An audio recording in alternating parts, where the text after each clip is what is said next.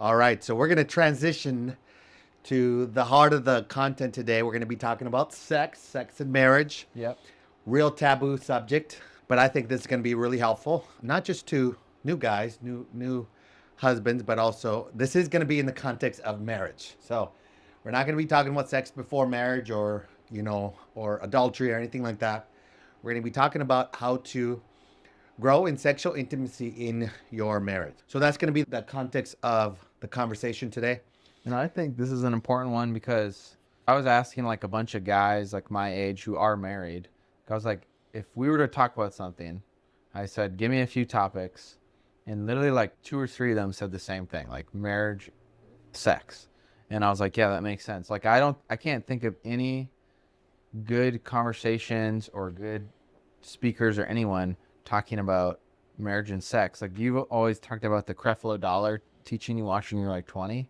And I was like, I've never seen anything like that. There's nothing like that around ever to listen to. So that's why I think this would be an important one. But yeah. Yeah, so when I was 20 years old, or 19, I think, I watched a video, newly married. It was from a preacher who was also a medical doctor. Yeah. And so he gave a talk on this for like 2 hours. Back in the day, it was VHS. So I bought the VHS. I watched it a million times, and then I gave it to friends who were newly married, gave it to my brother. Like, it was a game changer. Stuff I'd never heard of before. And so I'm going to be talking on some of those things, not from a medical standpoint. Yeah. I'm not the authority figure when it comes to all that stuff. But we're going to be talking about it like if I was talking to a new married guy, how can you grow in sexual intimacy with your spouse? That's what I'm going to talk about. So first of all, sex is like a thermometer, but also like a thermostat. Yeah. So it's really going to show you, sex is really showing you how do you do conflict resolution in your marriage. Because what a lot of guys don't know is that sex is not just sexual pleasure. Yeah. It's a conversation. And it's not just your body. And it's not just your body, yes. And I can go into it in a deep way like that, or the purpose of sex. I'm not going to fully go into all those details, but it's a thermometer and a thermostat. You can turn up the heat if you want to, or you can trim it down if you want to. And it's based on how the culture of your home, how the culture of your marriage is. And it's all based on the conversation that you're having. So before sex and after sex, the pregame, I call it the pregame, but it's foreplay. Okay. So if your foreplay sucks, you're going to have bad sex. And are you talking about like immediately before or the day leading up? I'm talking about, in fact, the way the culture of the whole month has been going. Because let's look at it like this. Women look at sex as they're doing it for connection. That's why a woman can actually have sex with a man that they don't care about, because they're actually looking for connection. But a man does it for pleasure, and they get connected. And I was telling you that. Yeah, you were. So they get connected based on sex. So sex brings us together in marriage. Dopamine is released as soon as ejaculation happens. I hate that word, but whatever. As soon as that happens, you get connected to your spouse or to that person. Yeah. And so that's how God made it. And you get addicted to that person. That's why porn is so addictive. Yeah. Because you get that dopamine is released, and you get addicted to a screen. And you think that woman likes you, and they don't even know you. You don't even know them. And so, but women do it for connection. And so we want connection. And so that thermostat and the thermometer are so crucial to actually think about, because if it's not going so good, you have bad communication going on outside of the marriage bed. And so how you resolve conflict, how you talk to let's break it down. Okay. So I put some things down that are going to help bring context, and that's going to help. So first of all, God made sex, number one, for connection. And I'm going to go into that further. God made sex for pleasure. If it wasn't fun, we wouldn't be doing it. If it wasn't fun, the media wouldn't always be promoting it. It's fun. Okay.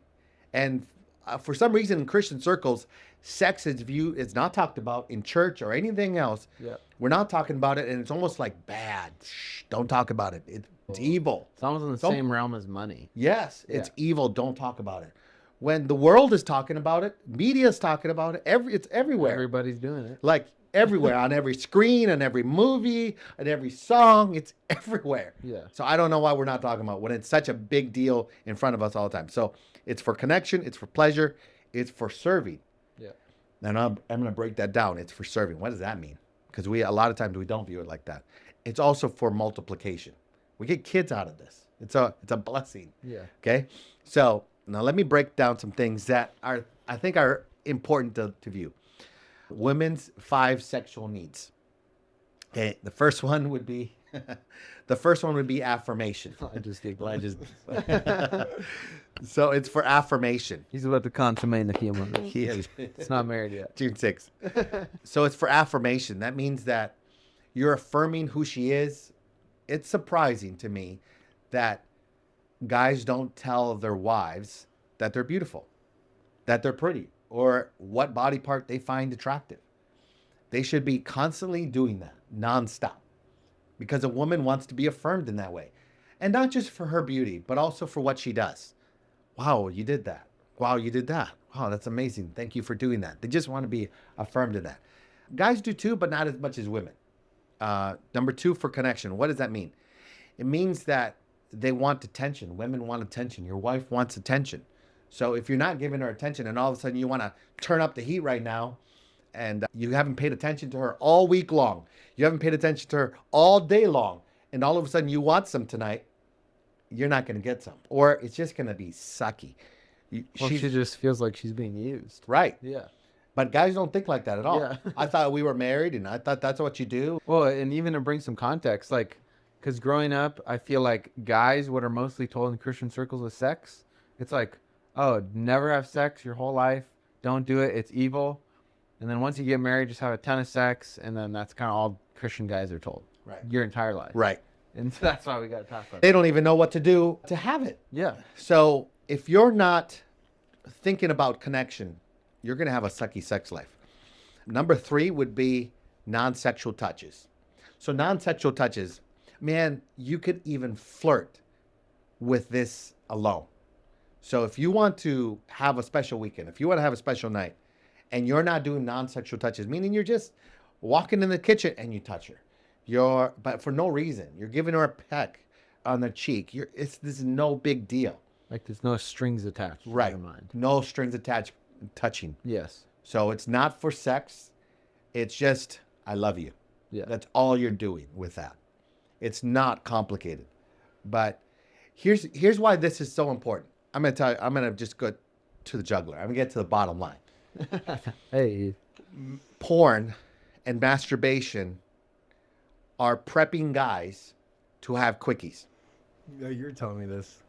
So porn and masturbation are prepping guys because you're doing it hidden, you're doing it private, you're doing it by yourself, and you're doing it as fast as possible. Sex in marriage should not be as fast as possible.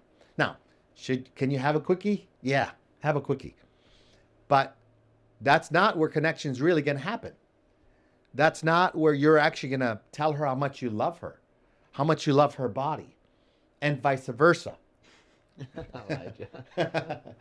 I know some of this stuff can be uncomfortable or funny, but your goal should be this. Your goal should be, how do I build her up? How do I build this moment that, how can it be 3-4 hour experience instead of... Dang. That's a long time. Yeah, it is a long time. Instead of a 10-15 minute experience. So you could tell her I love her in 3-4 hours, or you could actually just say it in 10 minutes, which maybe not even in 10 minutes, maybe 3 minutes. And that sucks, to be honest with you. It sucks. It's not a great thing. So non-sexual touch is crucial, and also sexual intimacy, spiritual intimacy, sorry. And number 5 would be for romance. So romance needs to be a part of this whole thing the entire time. So I'm going to give you some things to grow in as a man to help your sexual life. And some of it you might think it has nothing to do with my sexual life, but it does. So number 1, your words matter. Okay? Your words matter from the time that you wake up in the morning. How you talk to her, how kind you are to her, how loving you are with your words. If you're brash, arrogant, and conceited, you're not going to get good sex out of that. I'm sorry. This is a sowing and reaping scenario, and your words have to be kind and nice and good, and not just to get some that night. But it should be all the time. It should be your character. It should be your personality. And if it's not, and you're just... But it's kind of a byproduct. It is a byproduct. It's a reward. That's what he was saying about the thermometer, thermostat. thermometer. Yeah. Yeah. So you're basically saying if your character is right in giving her Like how you treat her. how you treat her, basically, with attention, words, and all the above. Sex is You're the saying reflection. the sex will be better as a byproduct of how reflection. you're treating her, basically. Yeah. So if you're in your mind, you're like, oh man, I want to get sex tonight. I'm going to wake up in the morning and I'm going to say all nice, loving things about her. Yeah. Well, it could work that first time. It could even work the second time. But the third and fourth time, like, you treat me bad all week long, except for the days that you want to get some. Really? She's gonna see it. She's going to see it. Yeah. And she's going to be hurt by it. Yeah. Because the only time you treat me good is for this. That's not what I'm talking about. Your words matter all the time, anytime. And it will help your sexual life, though. Okay? So it definitely will. And I will tell you something else. Those days that you want to get some, turn up the heat on your words. Tell her how much you find her attractive in her body parts, etc. Yes, for sure. You want to tell her your loving words of attraction. For sure. So if you're not doing that, you're definitely not being romantic. You're definitely missing some big components for sexual intimacy. So number 2, I think this one goes without saying, but I've been surprised that I've had to say it, and that is to be hygienic. Okay? Dang. Clean up after yourself. Trim. I'm talking about trim down there. Clean up after yourself. Manscaped. Manscaped. If you want We should do a commercial for Manscaped. Yeah. Affiliate link. But trim up, clean up, smell good. In fact, create that environment all the time about yourself so that you're actually known to be a clean person. Not just like, it's kind of shocking how many guys are just dirty and think that they're going to get some. I mean, it's shocking. Like, who taught you? Like, this is not good. So be hygienic. Number 3, be a student. Okay? Be a student. Now, what is that? I'm just sitting quiet. I know you are. So what I mean by being a student is not necessarily learning topics like what we're talking about. I'm talking about being a student of your wife. Okay? Learn what she likes. How does she respond? Before sex and after sex, have a conversation about sex. Okay? What does she like? Oh, you're saying get what she likes and doesn't like before and after. Yes. What was good? Do a recap. What did you like? What was good? What did you like the most? Oh, I see. And now you're creating a menu long term. Well, and honestly, I feel like this is the part that like hookup culture in the world does not talk about. Like, hookup culture is just like, oh, I'm just going to sleep with this one person for one night.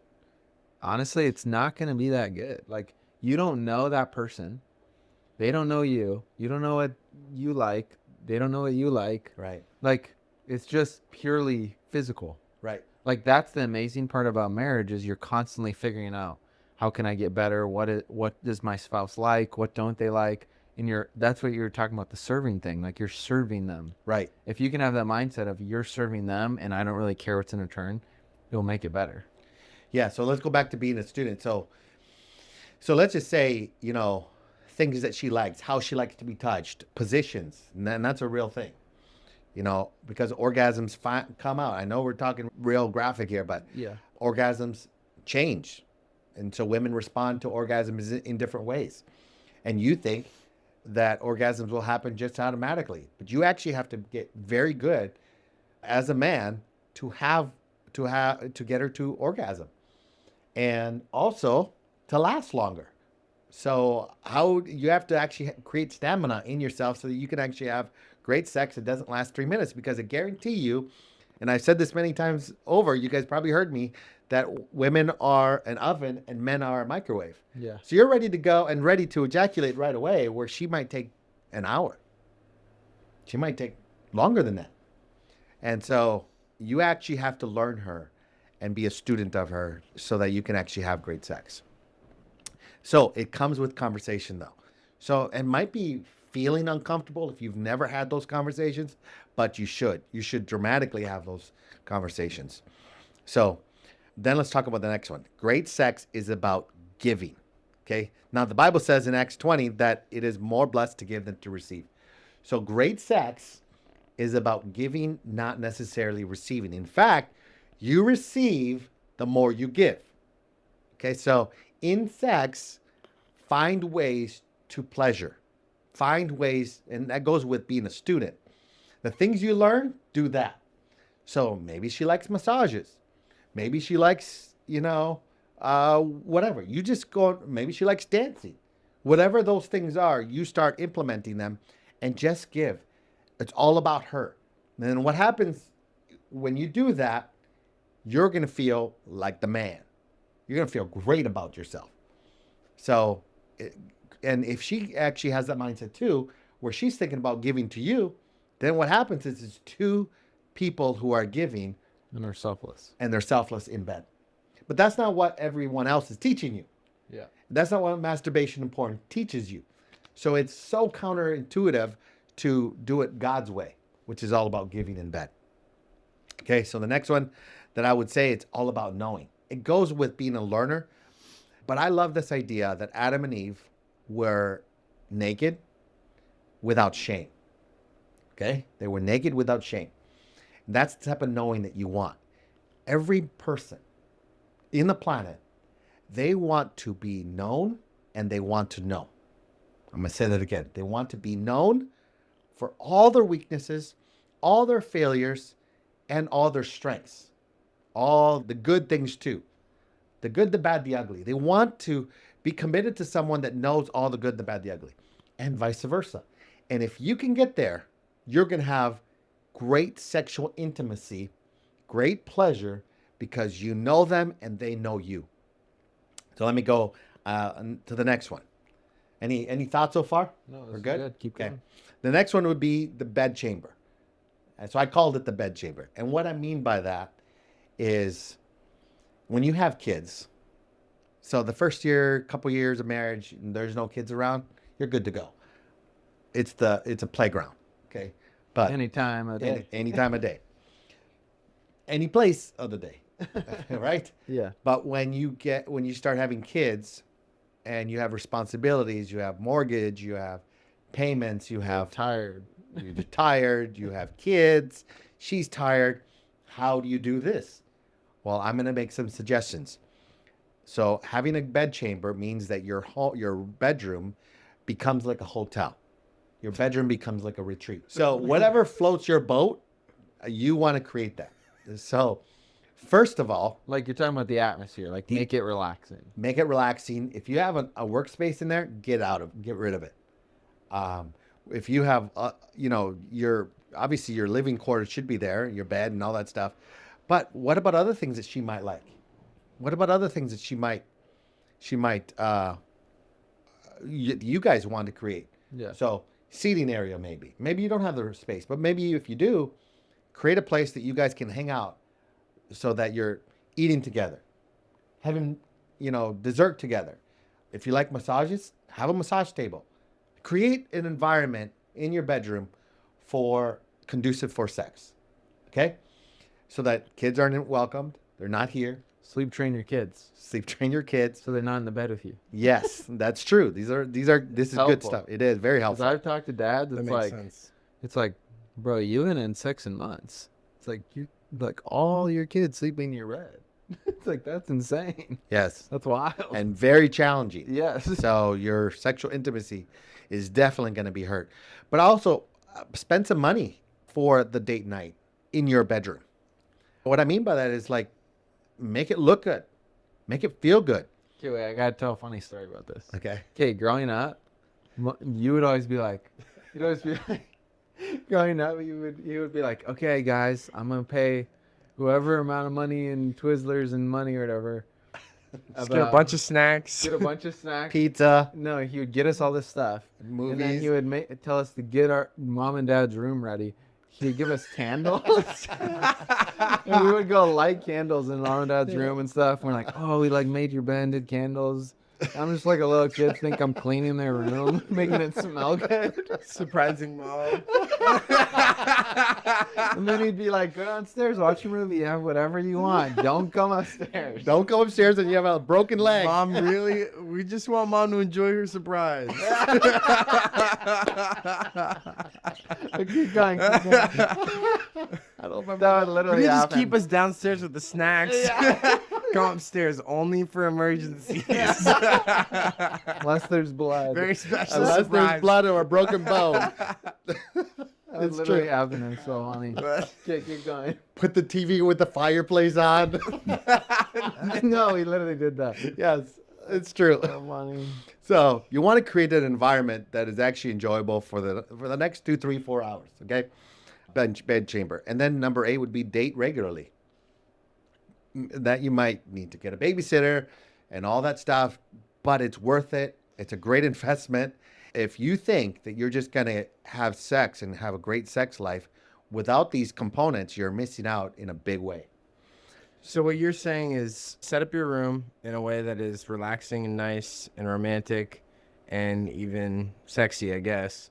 But then also have regular dates. Yep. Then also connect with her with your words, with your attention, and with your time, and even take out a couple other components like kids with sleep training, with a couple other things. And I've even heard of this cool rule.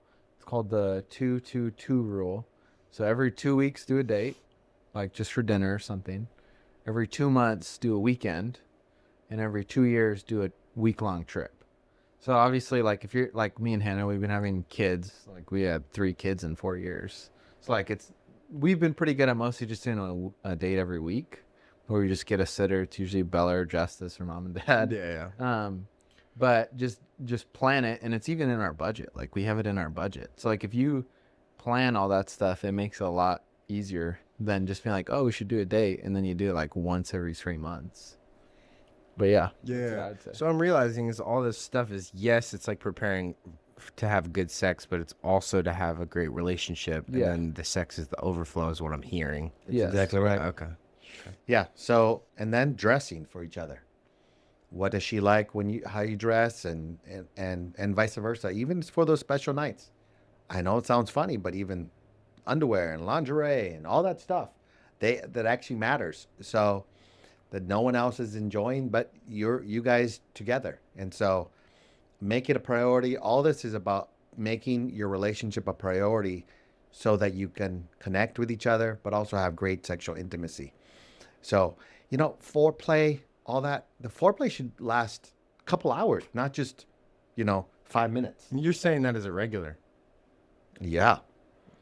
Now, I'm not saying that every sexual encounter needs 2-hour foreplay. That's not what I'm saying. But it should be at least the norm-ish. Well, I would say at least 50% of the time, there should be good, strong foreplay. Okay. And what I mean by foreplay is, you're connected. Because remember, a woman wants to be connected. Now, you're not, I want to always say, we're not doing this so that we can actually get some, but this will be an overflow. So, foreplay is about words. Foreplay is about flirting. Foreplay is about dancing, massaging. That's what I'm saying. Now, if you're doing massages every single week, that might get boring. Yeah. So you don't want to be boring. So you got to always find out what she likes, what she would like, maybe what you guys would like to try together. So all that, maybe today you're just going to do feet massages, not back massages. Okay? Are you going to use the water and the stones and all that stuff? Maybe today you're just going to paint her nails. I don't know. I'm just making it up. Yeah. But you're not making it about you. You're making it about her. Mix it with words, with some snacks, with some strawberries and chocolate, some drinks. You're talking cooking. about you're Gas. definitely cooking. But if you were harsh in the daytime, or you were harsh that whole week, and you think that's gonna work, you're just doing the whole payback stuff. And that's not the way to work. That's not the type of man you want to be. So you're kind, you're giving all week long. And that's just the cherry on top. That's what I'm talking about. That's the type of man you want to be. And that's the type of relationship you want to have. And that's where sexual intimacy will really go to the next level. So I'm not going to the nitty gritty on the type of words you could be saying in the foreplay. Yeah, yeah. And I would even say talk in bed while you're having sex. Talk. Use your words. Tell her what you like. Tell her how she feels. All that stuff. Yeah. While you're even having sex, use your words, because that will go to the next level. Because of this. Men fall in love with their eyes. Women fall in love with their ears. So that's how important God made women to hear you. And so if you're not any good with your words, this is where you need to start working. It's probably your biggest. When I hear that guys are not having good sex, it's because their words suck. They're either not taking care of conflict resolution, they're not kind, they're not gentle, and then they think that she's just going to fall in love because you put your pants off. That doesn't work. Okay? So you have to actually build this relationship up, and it starts with your words. Yeah. So let me quickly summarize. Words matter. Be hygienic. Be a student of her. Great sex is about giving. Sex is about knowing what she likes, knowing each other, creating a bed chamber, number 7. Date her regularly. And then number 9, dressing for each other. So that would be a summary of how to grow in sexual intimacy with your spouse. That's super good. Boom. And I would say if you guys have any other questions about this topic, feel free to comment down below or DM us on Instagram. And we'll definitely maybe go into it in a future episode.